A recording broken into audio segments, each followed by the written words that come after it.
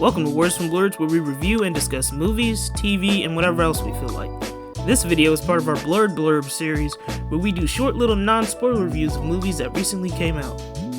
So, I saw Guardians of the Galaxy Volume 3, and it was sad. Really, really sad. And I love it.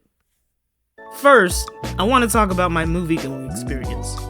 Okay, so I get there, watch all the previews, everything's good, music kicks in, but as soon as people start talking, all their audio sounds muffled. So the music and score was good, but you can only make out like 70% of what everyone is saying. They even turned the movie off and then back on, and it was still jacked up. And yet, I was still able to enjoy the movie. That's how good it was. It was actually pretty surprising to me how dark James Gunn decided to get for Volume 3. Guardians of the Galaxy is my favorite Marvel franchise, and I love the goofy-ass characters and how they play off of each other, as well as the heart and bond they all share. And in a time for movies where like 80% of them have unnecessary needle drops, James Gunn has pretty much become the master of them. The way they used Creep by Radiohead especially was perfect. But let's get into the actual story. Or rather, what this movie is, which is Rocket's story.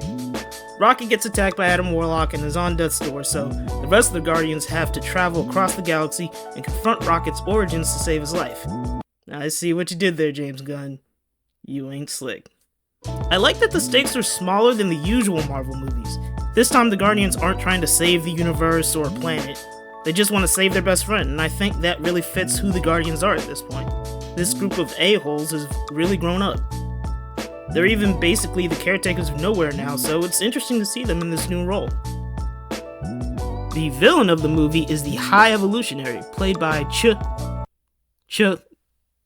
Alright, give me a second. Chukwudi Iwuji, who you may remember from Peacemaker, did an amazing job as a complete psychopath obsessed with creating the perfect life forms. I think he definitely joins the top tier Marvel Villains Club. I really hope his performance gets talked about more. Between him and... Sheesh. It's been a good year for Marvel villains.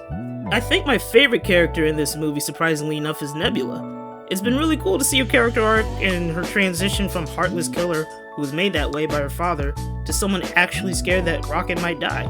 Karen Gillan did a really good job here. Maybe put her in more movies, Hollywood. She's really good at this. For real.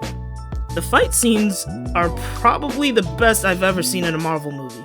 They're all kinetic, and you really get a sense that the Guardians are so familiar with each other by now that when they have to get down, they move as a unit.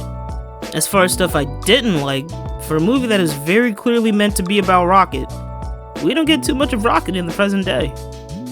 We get to see his origins, of course, but via the nature of the plot, he spends a good amount of this movie in a coma.